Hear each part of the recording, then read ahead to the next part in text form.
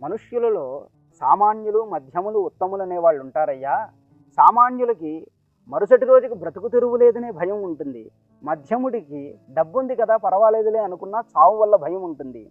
ఇక ఉత్తముడు అనేవాడు ఉన్నాడే, వీడికి చావన్నా భయం ఉండదు, డబ్బన్నా లెక్క ఉండదు. ఉన్నది ఏంటి అంటే అవమానం వల్ల భయం అన్నాడు. అందుకే మనం ఎవ్వరినీ కూడా తొందరపడి ఒక మాట అనకూడదు. ఉత్తములను అవమానం చేస్తే మనం చచ్చిపోయి ఏ లోకంలో ఉన్నా కూడా ఆ పాపం అనేది దహింపజేస్తుంది అన్నారు. ఎందుకు అంటే ఉత్తముడి యొక్క మనసు గాయపడిందంటే దాని ఫలితం అలా ఉంటుంది. ఉత్తమానాంతు మర్త్యానాం అవమానాత్పరం భయం. మన అదృష్టం కొద్దీ ఆంధ్రదేశంలోనే అనగా అమరావతి ప్రాంతంలోనే జన్మించిన మహానుభావులు ఒక ఆయన ఉన్నారు. త్రైలింగ స్వామి వారు ఆయన పేరు. 280 సంవత్సరాలు జీవించారు మహానుభావులు. నడయాడే విశ్వనాథుడు అంటారు. ఆయన తన జీవిత సారాన్ని వడబోసి కొన్ని నీతి